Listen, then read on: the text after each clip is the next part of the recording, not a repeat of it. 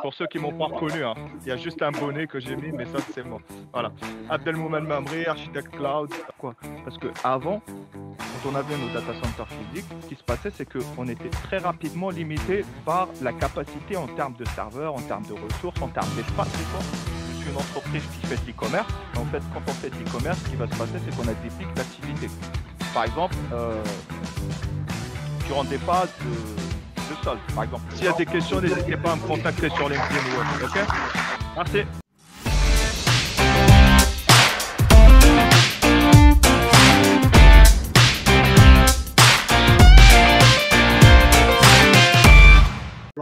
Là, il y a des slides là.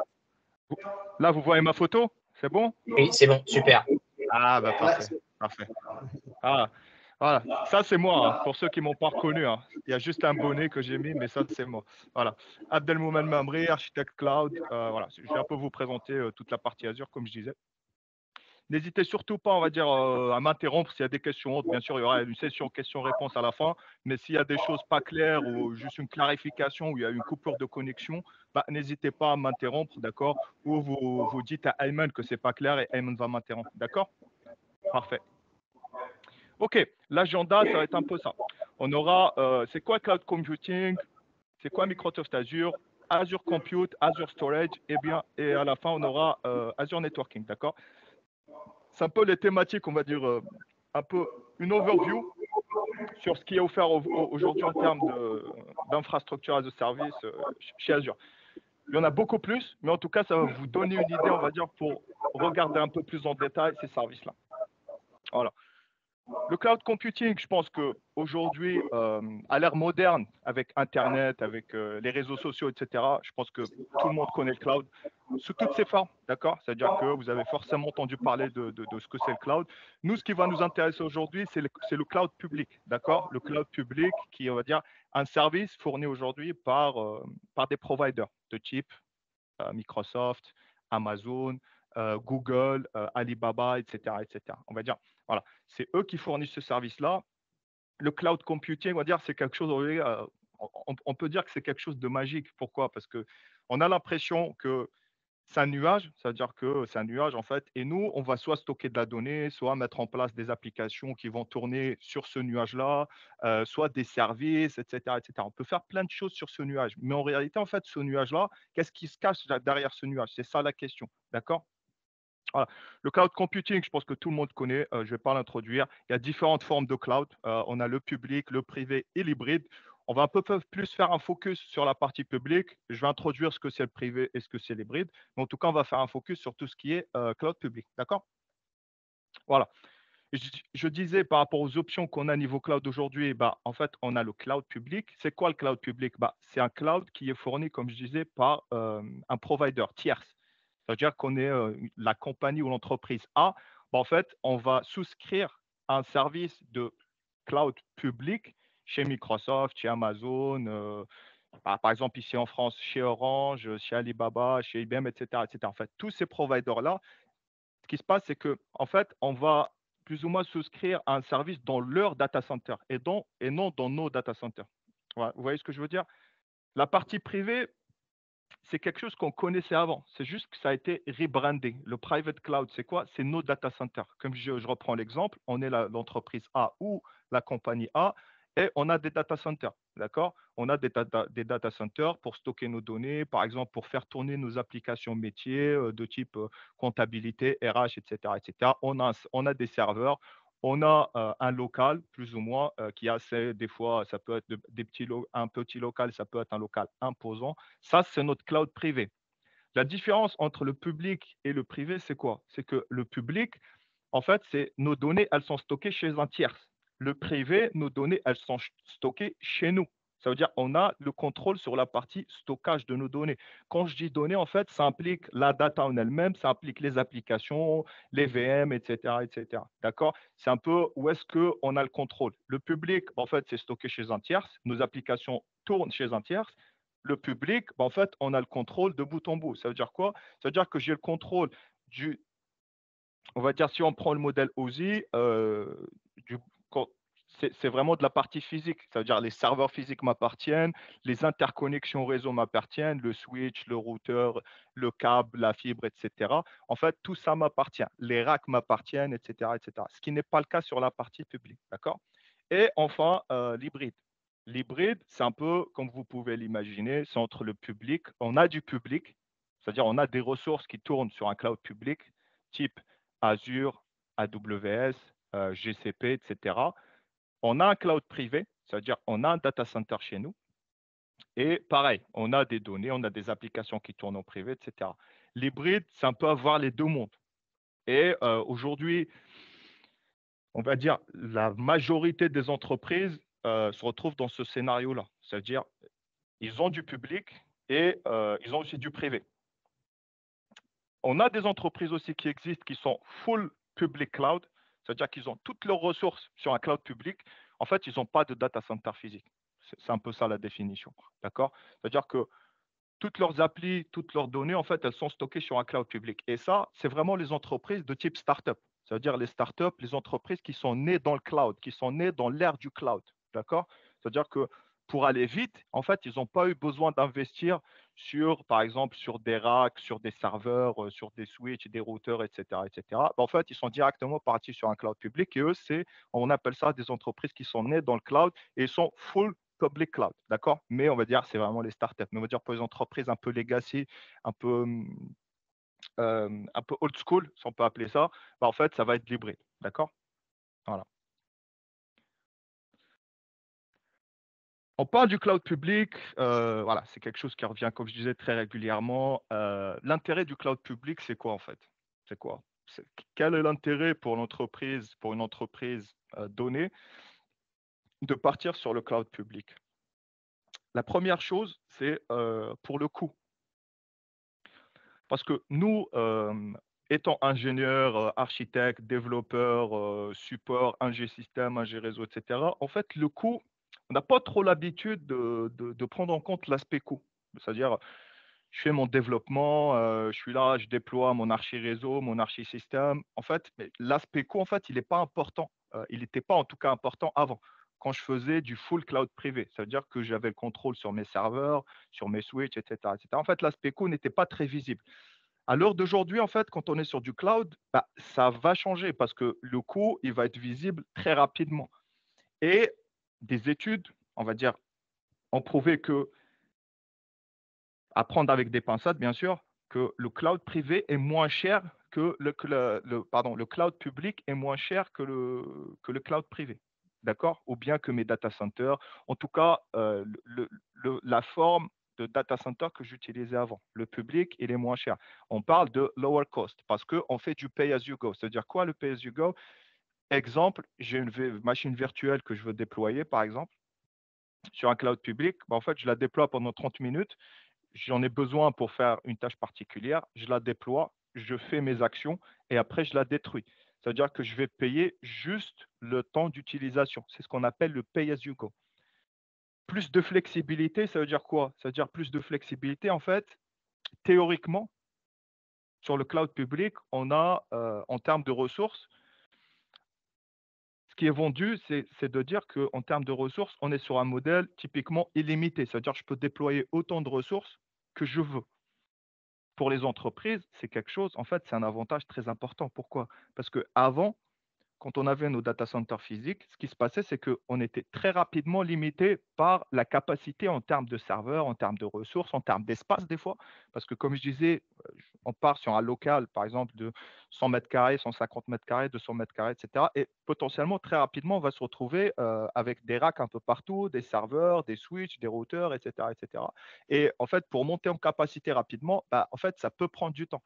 Par contre, sur le cloud public, c'est très rapide. Ça veut dire que je suis sur le cloud, j'ai besoin de 100 VM, machines virtuelles. En fait, boum, je fais le déploiement de mes 100 machines virtuelles et ça sera disponible tout de suite. Et la partie management. Comme je disais, Reduce Management, on va voir par rapport au modèle de management.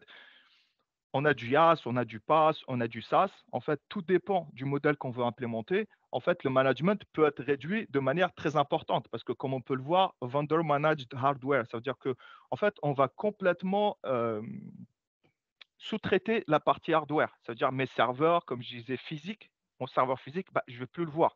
Ce qui implique que si je ne vais plus le voir, bah, en fait, je ne vais plus le manager. Il va être managé par le cloud provider. Et ça, en fait, pour les entreprises, ça peut réduire les coûts parce que le management de ces hardware, ça avait un coût en termes des fois de support, en termes de formation des utilisateurs, pardon, des équipes techniques, etc. Du coup, 3 axes importants: le coût, la flexibilité et le management. D'accord? En fait, ça résume un peu, hein, c'est ce que je disais. J'en ai un peu parlé. Les avantages, on va dire, qu'est-ce qu'on va bénéficier si on part sur du cloud public? Ben, en fait, on peut faire du on and off. C'est ce que je donnais l'exemple de la machine virtuelle que je vais déployer. En fait, je la déploie pendant 30 minutes et là, je la supprime ou bien je l'éteins. Voilà, peu importe. En fait, je vais payer juste ce temps-là. D'accord? Growing fast, j'ai j'ai un pic. Je suis une entreprise qui fait de l'e-commerce. En fait, quand on fait de l'e-commerce, ce qui va se passer, c'est qu'on a des pics d'activité. Par exemple, durant des phases de soldes. Par exemple, les soldes, en fait, si on est un site de e-commerce, on a des pics d'activité. Et durant ces pics d'activité, ce qui se passe, c'est que j'aurais besoin, en fait, de scaler très rapidement. C'est-à-dire que j'aurais besoin de scaler mes ressources très rapidement. Et par rapport au cloud, en fait, ça va être quelque chose d'important. Unpredictable burst, c'est un peu le même exemple, mais sur une phase où j'aurai de l'activité qui n'est pas prévue. Type, par exemple, il y a le Covid. On a le Covid, c'est quelque chose qui n'était pas prévu. Et on a des pics d'activité sur des services bien précis, par exemple sur des sites gouvernementaux ou sur des sites de santé, etc. Et là, en fait, on a un pic d'activité qui n'était pas attendu. Et sur le cloud public, on est en capacité de répondre à ce besoin-là. D'accord? Voilà. Les modèles, les services, quand on parle de services, c'est en termes de hosting, c'est en termes d'hébergement. OK? C'est en termes d'hébergement. Parce que quand on parle de IaaS, PaaS, SaaS, c'est vraiment le modèle d'hébergement qu'on va consommer ou qu'on va utiliser sur un cloud public. Le IaaS, c'est infrastructure as a service. Comme son nom l'indique, bah, en fait, je reviens là, pardon. Je pense que ça va être plus simple à comprendre si on passe directement à ce slide-là. En fait, par rapport à ce qu'on manageait avant, comme je disais, comme j'expliquais au début, si on est sur un modèle data center physique, cloud privé, sur le modèle OSI, en fait, j'aurai toutes les stacks ou bien toutes les couches qui vont être managées par moi. Quand je dis moi, c'est l'entreprise, c'est-à-dire c'est une personne morale et cette personne morale-là a des équipes, a une équipe réseau, a une équipe stockage, a une équipe qui système, virtualisation, OS, etc., etc. C'est-à-dire que sur toutes ces couches-là, il faudrait que j'ai des équipes. Il faudrait que ces équipes soient formées, il faudrait que j'ai des process qui soient à jour et qui soient testés, etc., etc. Il faudrait que j'update, il faudrait que je backup, il faudrait que je mette en place des plans de disaster recovery, etc., etc. Sur la partie IaaS, c'est-à-dire que si je passe à droite, je suis sur le cloud public, d'accord? Sur le cloud public, ce que vous voyez en vert, en fait, je le délègue. C'est plus à moi de le gérer. C'est au cloud provider de le gérer. C'est-à-dire que moi, ma responsabilité, elle va commencer à ce niveau-là, au niveau du système d'exploitation. C'est-à-dire, à partir du système d'exploitation, pardon, et sur les couches, pardon, au-dessus, c'est ma responsabilité. Par contre, sur les couches basses, bah là, ça va être la responsabilité du cloud provider. Ça, on appelle ça du IaaS. Le IaaS ou bien infrastructure as a service.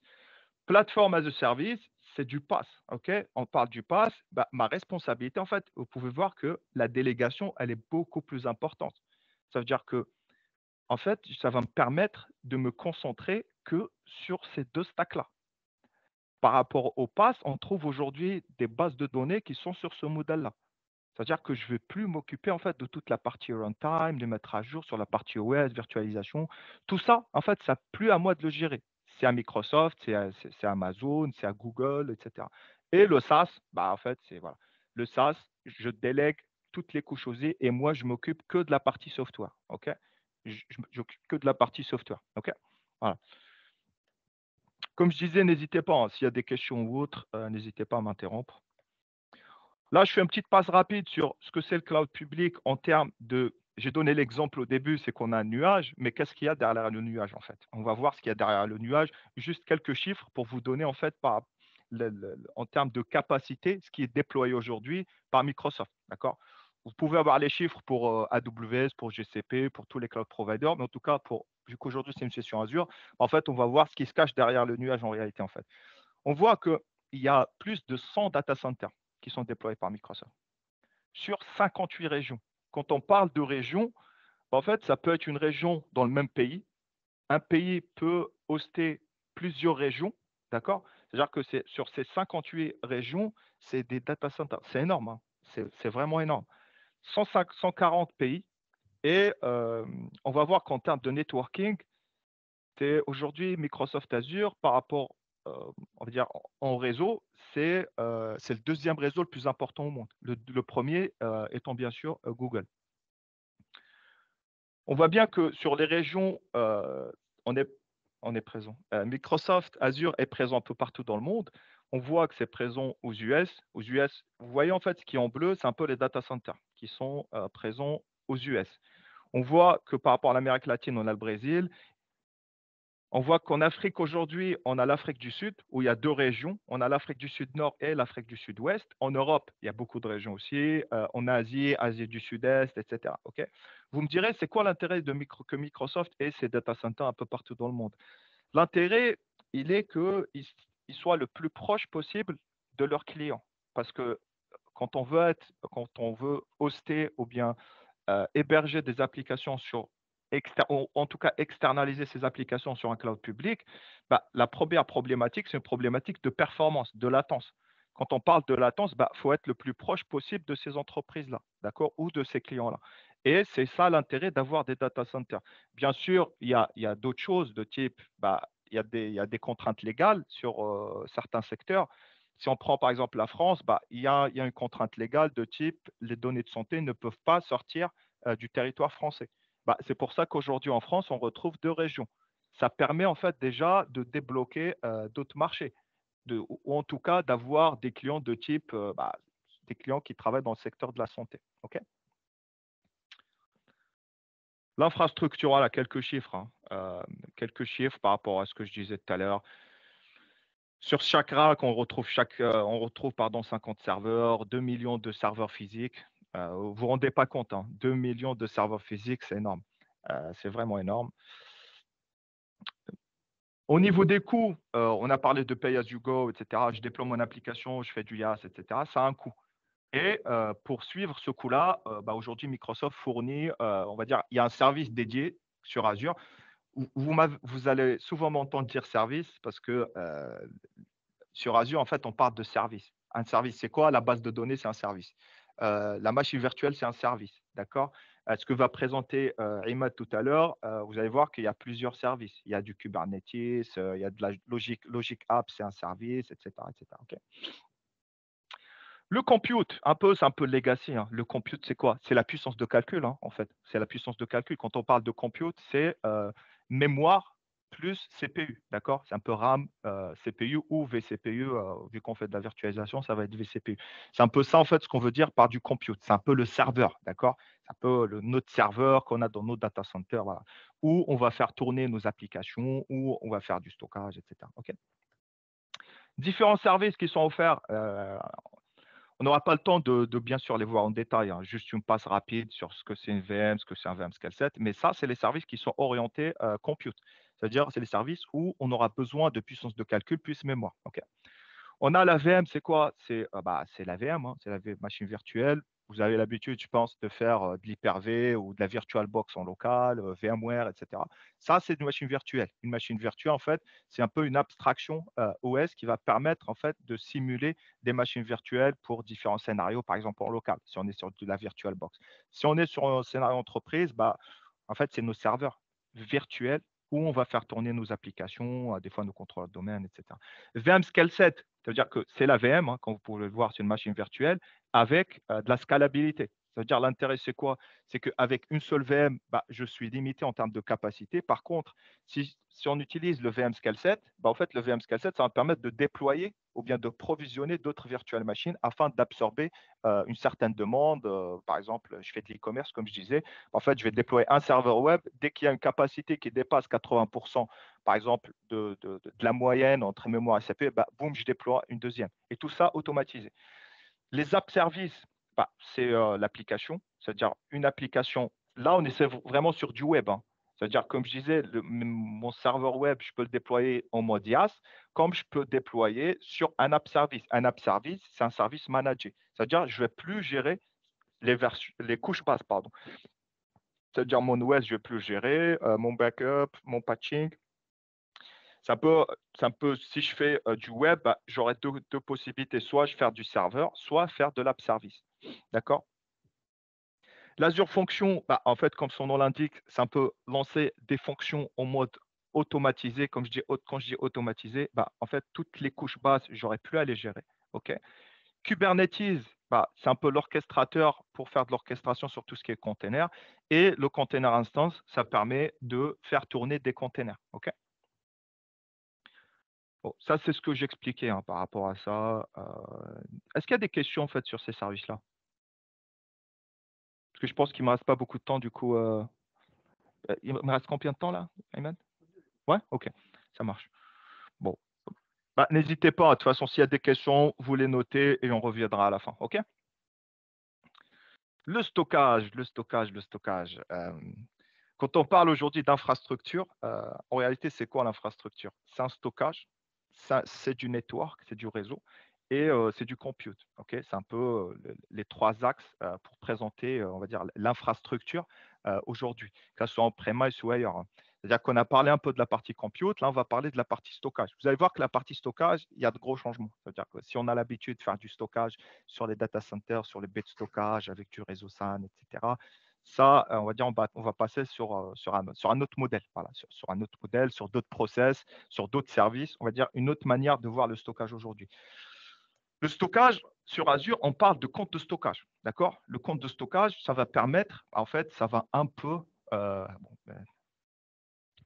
s'il y a des commentaires, n'hésitez pas, mais en tout cas, ça va un peu remplacer nos baies de stockage qu'on avait sur nos data centers.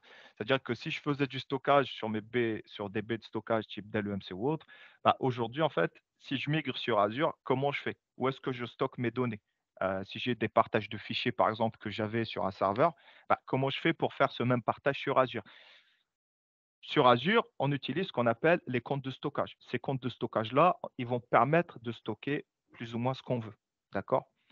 Avec un espace, on va dire, ce qui est vendu, c'est un peu du stockage illimité, etc. Mais on va voir que ce n'est pas ça l'objectif parce que quand on part sur du cloud, on aura des stratégies par rapport au service, comment je vais utiliser le compte de stockage, comment je vais utiliser les VM, comment je vais faire du network, etc. Mais en tout cas, pour faire du stockage sur Azure, on va parler de compte de stockage ou de storage account.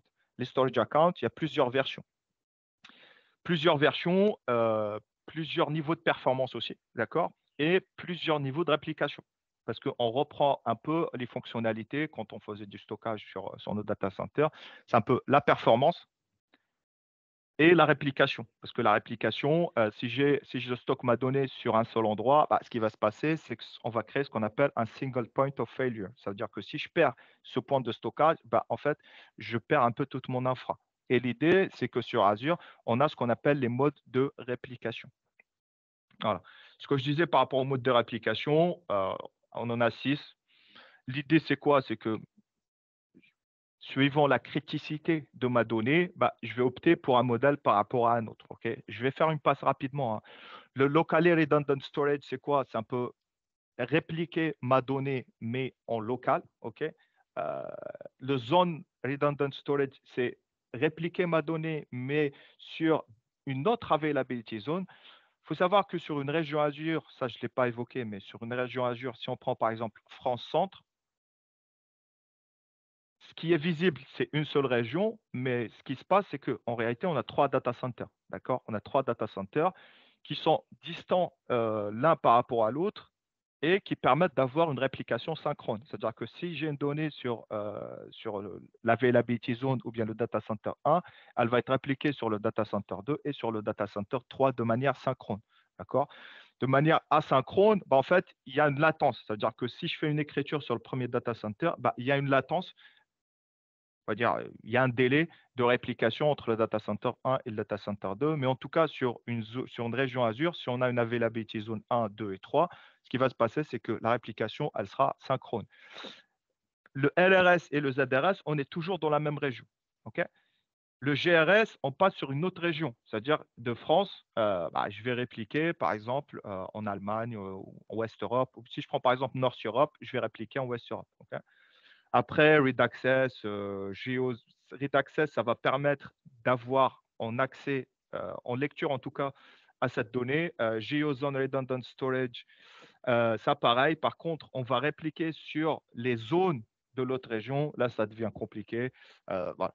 Je ne vais pas trop rentrer dans le détail. En tout cas, gardez en tête que la réplication par rapport à la donnée va être quelque chose d'important. C'est quelque chose qu'il faut prendre en compte et c'est un service qui est offert. Et le networking, OK. Je ne sais pas ce qui se passe avec les slides. Bon, ça a été un peu décalé, c'est pas grave. Le networking, le réseau, la chose importante à comprendre sur le réseau, c'est quoi? C'est que si vous êtes un G-réseau, aller dans le data center, faire les branchements sur un switch, sur un routeur, accéder au routeur en mode command line pour lancer nos commandes, ça, c'est fini. Sur Azure, c'est plus possible. Ça, on ne peut plus faire. Par contre, les, on va dire, les patterns d'architecture réseau, ça, on va les garder. Parce que c'est ça, en fait, l'intérêt d'avoir du cloud, c'est que on va sortir de certaines tâches ou bien on va déléguer certaines tâches. Par contre, on va garder le contrôle sur tout ce qui est, on va dire, intelligence, sur tout ce qui est architecture, sur tout ce qui est pattern d'architecture. Le réseau, comment ça va se décliner? Les choses importantes ou les services importants sur le réseau. On aura le virtual network. Ça, il faudrait absolument le comprendre. Pourquoi? Parce que le VNet, c'est ça qui va permettre en fait d'avoir mon isolation réseau. Pour avoir une isolation réseau, bah, pour isoler un réseau 1 du réseau 2, comment je vais faire sur le cloud public? Bah, je vais créer des bulles réseau. Je vais créer la première bulle réseau, d'accord? Et je vais créer une deuxième bulle réseau. Une bulle réseau, comment elle est déclinée sur Azure? Bah, en fait, on appelle ça un VNet ou bien un virtual network. OK? Le virtual network, je vais créer ma bulle réseau et à partir de là, je vais commencer à segmenter en fait cette adresse space ou ce plan d'adressage. D'accord? En réalité, une bulle réseau, c'est un plan d'adressage. D'accord? Ça peut être un 192.168.1/24. D'accord? Ça, c'est une bulle réseau. À partir de là, le /24, bah, je vais commencer à le segmenter en sous-réseau. OK? Et ces sous-réseaux-là, ça peut être, exemple, je prends le mail, ce plan d'adressage en /24 et je vais le décliner en 3 sous-réseaux. Le premier sous-réseau, ça va être un sous-réseau front. Le deuxième sous-réseau, ça va être un sous-réseau middle et il y aura un back. C'est-à-dire pour mes applications 3 tiers, je vais créer 3 subnets. Un subnet pour le front, un subnet pour le middle et un troisième subnet pour mes back ou mes databases. OK? Les VPN, il y a moyen de faire du VPN. Pourquoi on fait du VPN en fait? Si vous vous souvenez, au début, j'ai parlé du fait que aujourd'hui, on a le cloud public, le cloud privé et le cloud hybride. Et je disais que sur le cloud hybride, on avait la majorité des entreprises en fait se retrouvent sur ce modèle-là, ça veut dire un peu hybride. Pour avoir de l'hybride, bah, forcément, il faut interconnecter nos data centers physiques avec le cloud public pour avoir un peu une extension pour faire communiquer les ressources. Parce que l'idée, c'est que les ressources puissent communiquer entre eux. Pour avoir cette interconnexion-là, bah, en fait, aujourd'hui, Azure fournit différentes méthodes d'interco. C'est-à-dire qu'on peut faire du site-to-site, c'est un peu le VPN, hein, c'est ce qu'on avait le VPN un peu standard. On a le VNet to VNet, ça, c'est plus utilisé. Ça, je devrais l'enlever d'ailleurs. On a le point to site. Le point to site, c'est quoi? C'est un VPN. Par contre, la différence avec le site to site, c'est que le point to site va permettre l'interconnexion d'une ressource ou d'un desktop avec le réseau Azure. Vous me direz, c'est quoi l'intérêt? Bah, je fais du site to site. Le site to site va me permettre de connecter beaucoup plus de ressources avec Azure. Bah, pour certains use cases, en tout cas, le point to site, il est intéressant. De type, je suis un développeur, j'ai pas envie d'interconnecter tout mon réseau, ou bien j'ai un environnement de développement qui est sur un réseau particulier. Au lieu de connecter tout mon réseau entreprise, ce que je vais faire, c'est que je vais connecter juste mon laptop. OK? Mon laptop avec ce réseau qui est sur Azure. Et de cette manière, ça va me permettre en fait de développer directement en fait et de pusher mon code sur Azure. OK? Et on a l'Express Route. L'Express Route, c'est un peu l'équivalent du site to site. La différence importante, c'est que l'Express Route, c'est une liaison dédiée. Ça veut dire que le site à site, quand on fait un VPN, en fait, c'est une connexion à travers Internet, en réalité. On passe par Internet pour interconnecter deux réseaux. L'Express Route, c'est un peu différent. C'est-à-dire l'Express Route, c'est une liaison dédiée. C'est-à-dire qu'on va un peu tirer les câbles de nos data centers vers le data center Azure. Ça ne se passe pas comme ça, mais c'est juste pour vous donner une idée, en fait, que la connexion, elle va être directe entre notre data center et le data center Azure. Forcément, il y aura plus, de, en termes de performance, bah, l'Express Route, il va être beaucoup plus performant, d'accord, que le side-to-side. OK? Voilà. Après, ça, c'est un peu les différents types. On ne va pas entrer dans le détail parce que ça, on part sur, ça va prendre un peu plus de temps. En tout cas, le plus important, c'est de comprendre les types d'interconnexion. Le peering, c'est quoi le peering? C'est interconnecté, comme je vous disais par rapport au VNet, c'est quand on a deux bulles réseau. La première bulle réseau, la deuxième bulle réseau, bah, nativement, elles sont isolées. Si je veux faire discuter la bulle 1 avec la bulle 2, bah, ça sera un peering. OK. Le load balancer, bah, on le connaît tous, hein, c'est le load balancer pour un peu, si j'ai un flux, en fait, bah, pour load balancer, je reviens sur l'exemple de mes serveurs web. J'ai mes serveurs web, j'ai 3, 5, 6 serveurs web. En fait, ce qui se passe pour que ces serveurs web, je publie mon service à travers ces serveurs-là, il me faut un load balancer. Ce load balancer, c'est lui qui va être visible par les utilisateurs externes, d'accord, par les end users. Les end users, en fait, vont envoyer une requête au load balancer et le load balancer, il va forwarder suivant la politique qu'on va appliquer sur le premier serveur, après sur le deuxième, sur le troisième, etc. Voilà. Les NSG, c'est quoi? C'est un peu mes ACL, c'est mes access list. C'est des ACL, hein. Ça veut dire en fait, euh, c'est pour un peu limiter l'accès, pour dire source, destination,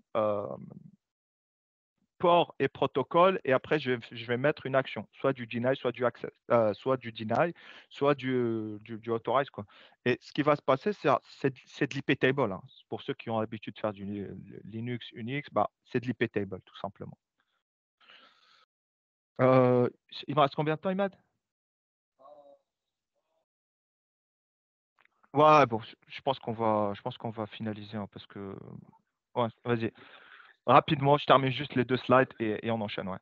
Traffic Manager, c'est un load balancer au niveau DNS, d'accord? Et la partie Azure DNS, c'est tout simplement le DNS public. C'est si je veux faire un enregistrement, bah, type Unified, par exemple, j'ai une application Unified, bah, je veux faire en sorte que cette application, elle soit joignable à travers Internet. D'accord? Comment je fais pour que cette application soit joignable à travers Internet? En fait, il faut qu'elle soit enregistrée sur les DNS. OK? Pour qu'Unified soit résolvable en une adresse publique connue. OK?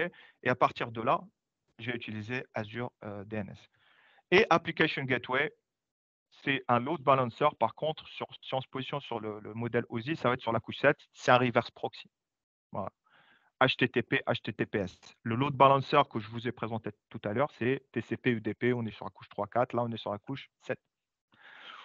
Voilà, voilà. Voilà. Merci. Merci.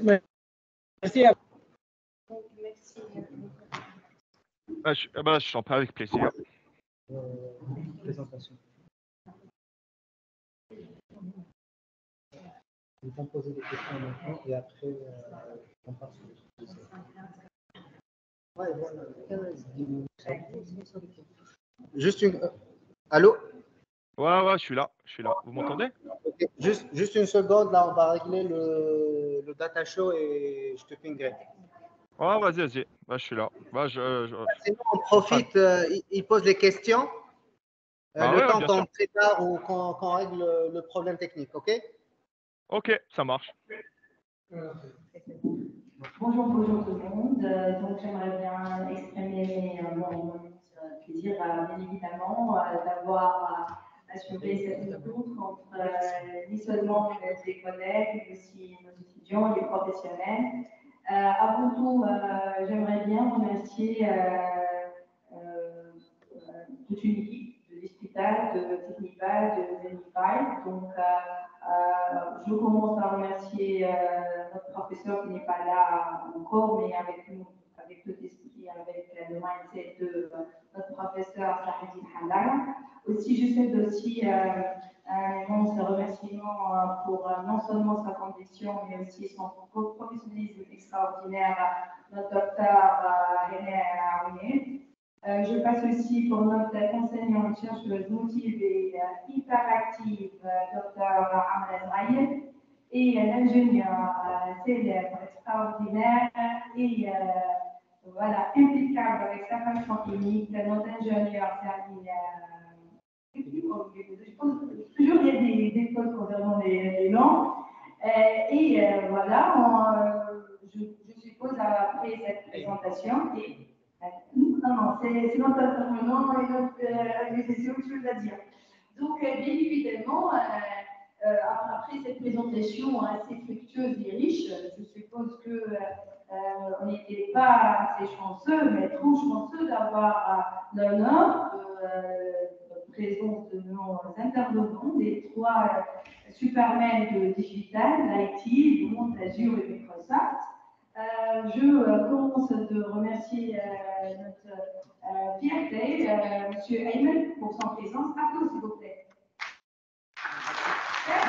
Voilà. Quand même, on touche un peu de vibe pour animer c'est pas une séance, c'est pas un atelier. Je suppose que c'est des choses familiales avec une expertise assez partagée. Et aussi nos intervenants, M. Ayman et aussi M. Abdelmoumen, pour leur expertise, pour leur échange assez général. Et un peu aussi pour eux. Voilà, super. Donc là, j'ai déjà proposé le fait que ce sera une présentation, puis quelques questions, puis on va redémarrer avec une autre présentation et à la fin d'autres questions. C'est pour aussi chercher et supposer que je suppose que vous avez déjà des questions à poser. Et je compte sur votre créativité, votre réactivité et votre jeunesse aussi, non? Donc, qui va faire temps, pardon? Je ne sais pas, est-ce qu'il est en train d'écouter ou pas? Tu nous entends? Moumen? Alors, là? Bah, j'entends, mais de très loin. J'entends de très loin, en fait. Parce que le micro, il n'est pas connecté à Teams. Du coup, j'entends, mais ça, c'est un peu loin. Donc, je pense que celui qui va poser la question, il doit être à côté du PC, comme ça, ils entendent. Donc, nos étudiants, nos collègues, nos participants, allez-y, passez s'il vous plaît. Donc, un peu de courage pour les intervenants et les participants. Allez-y, passez s'il vous plaît ici, pour plus de crédibilité technique. Hein. D'accord? Je compte aussi sur votre compréhension pour être effectif ici, devant votre PC. Hein. Voilà. Donc, on a arraché la première participante. Je compte sur le deuxième, le troisième, le quatrième, l'infini. Pourquoi pas? J'ai beaucoup de base. Voilà. Ça ira maintenant. D'accord. On commence par la première question. Maintenant, je cède la parole à vous. Présentez-vous vite fait, s'il vous plaît. Bonjour, je me présente. Je suis Omi Mariam. Je suis une étudiante en 4e génie informatique. Ma question est, quelles sont vos prédictions vis-à-vis les défis de ChatGPT en notre domaine de développement? Super. Ça, c'est une très bonne question. Ça, c'est une très bonne question. Mais par rapport au développement, je pense que Imad va répondre de manière... Juste une seconde, Moumen. Ah oui, pardon, vas-y. Ok, vas-y. C'est bon? Ouais. Ok, super. Bah, en fait, par rapport, si j'ai bien compris, c'est un peu les défis de ChatGPT par rapport aux développeurs et comment on voit les choses à court, moyen terme, c'est ça? Oui, c'est ça. Oui, c'est ça. Ok, super. Je pense que Imad va pas mal parler de... Il a un scénario sur la partie ChatGPT, mais moi, je vais donner mon avis sur la partie ChatGPT et le développement. ChatGPT, qu'est-ce qu'il apporte par rapport aux devs? Bah, en fait, ça permet aux devs en fait, de se focus sur autre chose, d'accord? Parce qu'avec ChatGPT ou bien les IA en général, parce que si vous regardez par exemple sur GitHub, en fait, on a GitHub Copilot qui va révolutionner en fait le développement. À court terme, je vois pas qu'il y aura de gros changements, d'accord? Mais en tout cas, à moyen terme, faut vraiment s'adapter. Faut s'adapter, c'est-à-dire faut commencer à travailler avec l'IA. Aujourd'hui, sur la partie ChatGPT, on a des API. Et ces API-là, qu'est-ce qu'ils vont apporter en fait? Ils vont apporter beaucoup de simplicité, beaucoup de facilité d'utilisation. C'est-à-dire que demain, vous, en tant que développeur, vous avez besoin, ou bien vous avez une idée pour créer une startup ou autre, bah, le temps que ça prenait avant ChatGPT ou avant l'IA en général, c'était un temps qui était d'un mois, 6 mois, 1 an, etc., pour sortir à un MVP. Avec ChatGPT aujourd'hui, bah, ça va être beaucoup plus simple et beaucoup plus rapide. C'est-à-dire qu'en termes de développement, je dirais que les développeurs, je conseille fortement aux développeurs en fait, de s'adapter, c'est-à-dire de commencer à regarder tout ce qui est offert en termes de technologie ou bien d'intelligence artificielle de type ChatGPT ou autre, parce qu'il y en a plein qui sont sortis et qui vont sortir. Mais voilà, un peu prendre la chose un peu plus high level que ce qu'on faisait avant, quoi. Merci à vous. On passe maintenant vers la question suivante. Oui, demoiselle. Vous rapprochez, s'il vous plaît. Vous serez la troisième. Hein?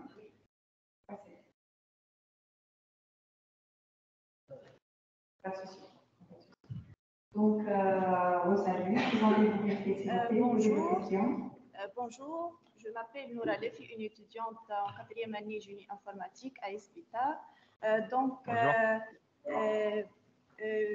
J'ai une question concernant les types de cloud que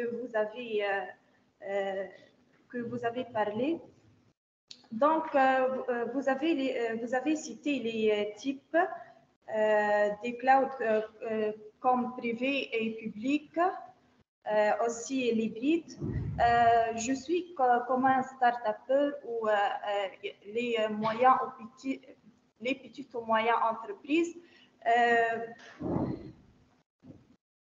Selon votre point de vue, quels sont les types de cloud les plus recommandés pour les PME et les startups? C'est une très bonne question par rapport aux startups et les PME. Après, tout dépend de la PME, mais en tout cas, une PME ou une startup qui veut faire du digital, il y a un retour de son là. Ouais, il y a un écho. Ouais. OK. Ah, c'est bon, parfait. Je disais par rapport aux PME, TPE, startup.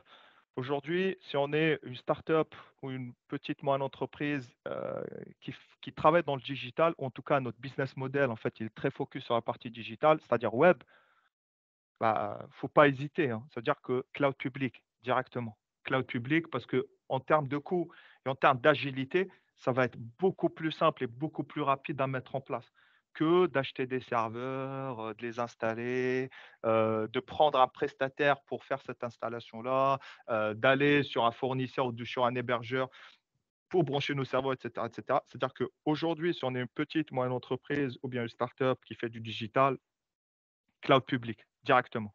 Cloud, il ne faut pas se poser de questions. Cloud public parce que ça va être beaucoup plus simple, beaucoup plus rapide et le coût il va être beaucoup moins important. D'accord? C'est-à-dire que bien sûr, quand je dis beaucoup moins important, c'est que faut bien mettre en place des process pour réduire le coût sur la partie cloud public. OK? Parce qu'on ne va pas se dire juste, OK, je vais aller sur du cloud public et ça va me coûter moins cher. Non, ça va me coûter moins cher. Il faudrait mettre des actions derrière pour que ça coûte moins cher. OK? Mais voilà, pour répondre clairement à la question, cloud public directement. Voilà. La question suivante. C'est bon. Monsieur. Merci. Et pour poser de plus des questions assez intéressantes parce que je pense que c'est croissant. Hein. Donc, de plus en plus, les questions deviennent plus sérieuses. Donc, présentez-vous vite fait, Macha, qui est en face. Hein. Bonjour, je me présente. Je suis l'étudiante Barouk Yasmine, inscrite en 4e année génie informatique. En fait, ma question, ça concerne votre entreprise. J'ai fait une recherche sur votre site web et ce qui m'a attiré mon attention, c'était la partie formation. J'ai voulu en fait voir, mais c'était grisé, c'était mentionné comme XO. Sans être indiscrète, bien sûr, j'ai voulu savoir quel type de formation vous fournissez. Aïe. Ah, c'est très intéressant. Oui, je suppose que ça a été. Moumen, je pense que ça sera Imet qui va répondre à cette question. On laisse cette question après. Okay. Ouais. Ce sera Imet ça. qui répondra. C'est ça. Okay. Mais merci pour la question. Ouais. Bien sûr. Imad va répondre. Et après, on passera Pour la deuxième présentation. D'accord. En fait, y a-t-il des opportunités pour des stagiaires dans votre entreprise? Et si c'est possible, comment ils seront impliqués dans les projets? Elle rigole pas. C'est pas Bah, Le mec qui va répondre. Donc, je pense qu'on doit maintenant passer. Ah, vous avez une question? S'il vous plaît. Donc là, Imad, tu as 2 questions. Donc on en c'est des parlera. questions pour toi. Ouais. Ayman va te dire les questions en fait. Il y a une autre question, d'abord de notre étudiant, puis on passe, je suppose, vers la deuxième présentation. Ok. Bonjour, je me présente Ahmed Jadli, étudiant en 5e Bonjour. année cycle des ingénieurs. Donc, mon question, c'est un startup qui utilise un cloud public et il va mettre à jour vers le cloud hybride. Y a-t-il des difficultés au niveau de configuration et au niveau de sécurité?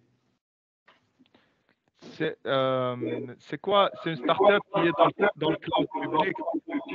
Tu peux couper le micro, s'il te plaît, parce que là, j'entends un écho. Voilà, parfait. La question, c'est si j'ai bien compris, c'est une startup qui est présente dans le cloud public et qui veut revenir sur le data center, ou c'est l'inverse, qui est dans un cloud privé, qui veut migrer sur un cloud public? Du cloud public vers le cloud hybride. Ça, c'est un peu compliqué. Pourquoi? Parce que ce genre de scénario, en fait, moi, perso, je n'ai jamais rencontré, pour ne pas te cacher. Ce qui se passe, c'est que tu as plutôt l'inverse. Tu as des entreprises qui sont sur un cloud privé, c'est-à-dire qui sont dans leur data center et qui veulent migrer sur le cloud public. OK? Et qui veulent migrer dans le cloud public. Effectivement, il y a ce genre de questions de type comment je migre dans le cloud? Quelle est ma stratégie pour migrer dans le cloud? Et comment je fais pour sécuriser en fait mes données, mes applications au niveau du cloud public? À grosse maille, hein. Bien sûr, c'est une étude, il y a plein de choses à entreprendre et à réfléchir, mais en tout cas, c'est les choses les plus importantes. En termes de sécu, je pense que c'est la chose qui t'intéresse le plus. La sécurité aujourd'hui sur le cloud public. Comment on met en place de la sécurité sur le cloud public? En fait, c'est un peu la même approche qu'on avait sur les data centers. C'est-à-dire que la sécu, elle commence sur les couches les plus basses et on va remonter. Ça veut dire que ça va être l'identité. Comment je fais pour sécuriser la partie identité qui va être, par exemple, Active Directory, Azure Active Directory. Comment je mets en place, en fait, de l'authentification sécurisée à travers, par exemple, je fais du multifactor authentication, je fais de l'access review, je fais du conditional access. Il y a plein de choses que je peux mettre sur la partie identité pour en fait verrouiller et sécuriser cette partie sur le cloud. Si on passe sur la partie réseau, ce que j'expliquais, la sécurisation sur les réseaux, en fait, c'est les mêmes process. C'est-à-dire que j'aurai des firewalls. Mon firewall, ça va être un peu ma première barrière sur la partie réseau. J'aurai mes NSG, le Network Security Group, c'est un peu mes access lists. J'ai mes WAF. Si je fais par exemple toute la partie web, HTTP, ça va être mes Web Application Firewall. OK? Ça va être pour me protéger sur tout ce qui est attaque de type XSS, SQL injection, etc. D'accord? Je vais faire du routage, c'est-à-dire je vais tous mes flux, je vais faire du contrôle sur les flux, ces flux-là. Comment je fais ce contrôle-là? En fait, ça va passer par le firewall. Le firewall, je vais faire de l'IDS, IPS, OK? Sur la partie stockage, comment je fais pour stocker, pour sécuriser mes données? Ça va être de l'encryption, principalement. Je vais faire de l'encryption, OK? Je vais faire de la réplication de données, OK? Pourquoi? Parce que si je perds ma donnée, en fait, comment je fais pour la récupérer? Faudrait que je la réplique, faudrait que je la backup. Pareil pour mes machines virtuelles. Comment je fais pour sécuriser mes machines virtuelles? Ça commence par la couche système d'exploitation, par la partie authentification, OK? Je m'authentifie et à partir de là, comment je fais pour sécuriser? Par exemple, si j'ai un ransomware, comment je fais? En fait, faudrait que j'ai des backups et ces backups-là, faudrait que je les ai testés, etc. C'est-à-dire que pour répondre brièvement à ta question, on a plein de choses à sécuriser, plein de choses, plein de services qui nous permettent de mettre en place de la sécurité sur un cloud public. OK? Voilà. On va passer vers la deuxième moitié de notre présentation. Profitez. Merci, Ahmed. Une question? D'accord, on a une question. Allez-y. On a encore des questions. Je compte sur votre patience. Présentez-vous, vite, s'il vous plaît, et posez des questions. Bonjour, je m'appelle Aboubakar. Bonjour Aboubakar. Bonjour, j'ai une question.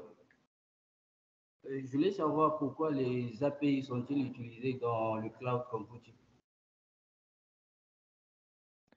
Les quoi, les API? Oui. Elles sont utilisées comme outils sur le cloud, j'ai pas compris. Pourquoi les API sont-ils utilisés dans le cloud computing? Il veut savoir pourquoi les API sont utilisés dans le cloud comme outil. Les API, en fait, j'ai pas compris. Tu peux donner un exemple, en fait, par rapport aux API? Aux API, par exemple, deux machines ou deux programmes qui veulent communiquer à distance. Ils veulent utiliser le cloud pour communiquer. Ça se passe comment, en fait? Par exemple, si je prends, par exemple, le scénario le plus simple, tu parles de deux applications ou de machines virtuelles parce que tu as plusieurs types de communication. Tu as la communication réseau, OK? Un peu la communication réseau pour communiquer à travers les tuyaux, hein, c'est ce qu'on connaît, ou bien la communication API. Si tu prends ça, par exemple, si tu es sur un scénario de type, je fais du microservice, d'accord?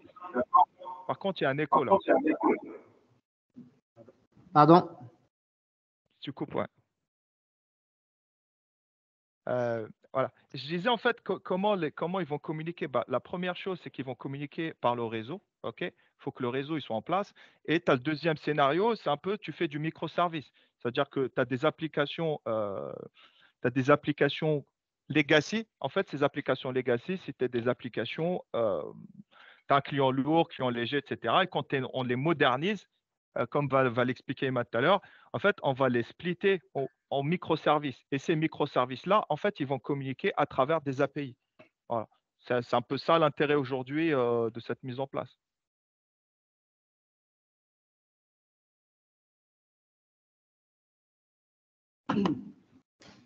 Et je voulais savoir aussi la différence entre le cloud et le centre de données traditionnel. Le centre de données traditionnel, c'est le cloud. Tu peux couper le micro, s'il te plaît? Voilà, merci. En fait, le centre de données traditionnel, c'est quoi? C'est un cloud privé, d'accord? Quand j'ai un cloud privé, forcément, ça implique que j'ai un local. Quand je dis un local, ça peut être énorme, hein. J'ai des serveurs, j'ai des racks, j'ai mon alimentation électrique, j'ai des gens en fait qui gèrent la sécurité de ce data center, j'ai des équipes de support, j'ai des équipes d'ingénierie système, j'ai des équipes d'ingénierie réseau. En fait, voilà, j'ai beaucoup de gens en fait qui travaillent autour de cet écosystème-là. OK? Quand on est sur le cloud public, sur le modèle OSI, en fait, j'ai plus à gérer par exemple la sécurité du local. J'ai plus à gérer l'alimentation électrique. J'ai plus à gérer, par exemple, le backup. Pardon, j'ai plus à gérer toute la partie, par exemple, switch, routeur, rack. Tu vois, toutes ces problématiques-là, en fait, je les délègue au cloud provider. C'est plus à moi de les gérer. Parce que quand c'est à toi de les gérer, tu as un cycle de vie. Tu as un serveur, en fait, à un moment donné, il y aura la fin du support. Et quand c'est la fin du support, il faudrait que tu le changes. D'accord? Il faudrait que tu prennes en compte, en fait, ces aspects-là.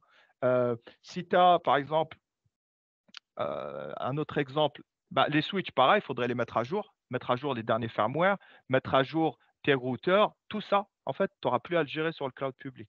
C'est-à-dire que ça va être des choses qui vont être complètement déléguées au cloud provider. C'est ça, en fait, la différence. Et l'autre différence, c'est que, ou bien l'avantage du cloud privé, c'est que ta donnée, en fait, tu as la maîtrise. Quand je te dis la maîtrise, c'est-à-dire elle est stockée chez toi. Par contre, sur le cloud public, elle est stockée sur un data center ou sur une région Microsoft. Vu qu'aujourd'hui, on parle de Microsoft, ça va être la région Microsoft. D'accord? Région Azure. Voilà. Pour répondre à nos questions, passons maintenant vers la deuxième présentation. Ici, il y a une question. Parfait. Il insiste à poser des questions. S'il vous plaît, je pense sur votre confirmation. Et on va répondre. Stay tuned. Super. Donc, j'ai pas de votre présentation et retour aux questions. Je passe la main du coup à mon collègue Imad pour la deuxième partie de la session. Merci d'avoir assisté en tout cas à cette session. D'accord.